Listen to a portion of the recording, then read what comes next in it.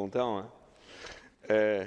Monsieur le Président, Messieurs les Présidents, je voudrais vous prendre au mot, Monsieur Kenny, puisque vous avez dit vous voulez une politique de l'Union qui soit responsable, vous voulez une politique de l'Union qui se tourne vers la stabilité de l'emploi et la croissance. Et le Président de la Commission vous a suivi dans cette direction. On peut raconter ce qu'on veut. Si l'on veut faire une politique de croissance et de relance, il faut avoir de l'argent. Sinon, vous ne ferez des discours, mais à moins que l'Irlande soit le pays où c'est les discours qui créent l'emploi, il va bien falloir à un moment arriver à la solution. Et vous avez dit qu'il faut un cadre financier pluriannuel qui soit crédible. Donc, il faut un accord crédible. Le problème, c'est accord crédible. Ce qu'il y a sur la table proposé par le Conseil n'est pas crédible et ne va pas créer de l'emploi. Et de plus, c'est une proposition qui est conservatrice, structurellement conservatrice. Pourquoi ? Parce que ce qui va se passer, c'est que la France défend et d'autres leur précaré sur la politique agricole commune, les autres défendent leur précaré sur les politiques régionales et ce qui est tourné vers l'avenir, c'est-à-dire vers la jeunesse, vers l'innovation, vers la recherche, ça va passer à l'as. C'est exactement ce qui est prévu dans les propositions.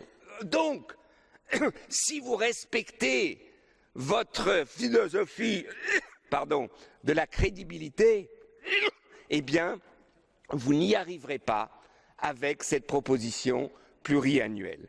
Et c'est là où je ne comprends pas l'Irlande. Il y a la seule possibilité de sortir de l'impasse des problèmes des États membres, c'est effectivement les ressources propres. Les ressources propres, c'est enfin quoi? C'est la taxe sur les transactions financières. La taxe sur les transactions financières, si elle était européenne, rapporterait, d'après la Commission, 55 milliards par an. C'est plus de la moitié du budget européen.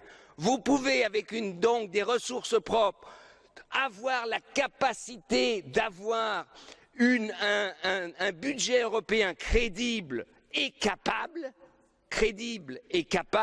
et en même temps même réduire en partie les contributions nationales. Tout le monde y serait gagnant.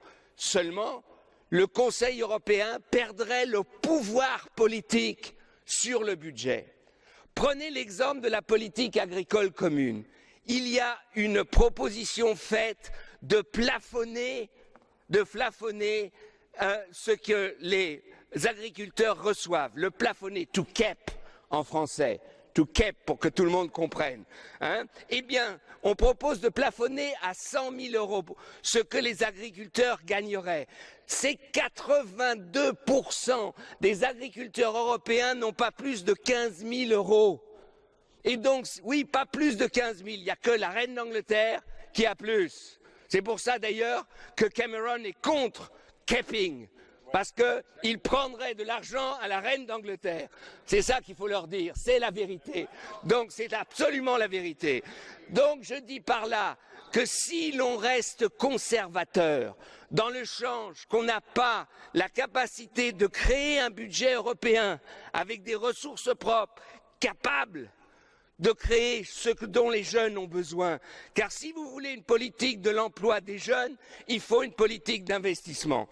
Donc, je finis en vous disant, Monsieur le Président, si vous êtes à la hauteur des problèmes que nous avons, eh bien, il faut sortir de l'ornière du conservatisme qui est proposé par le budget pluriannuel. Merci beaucoup.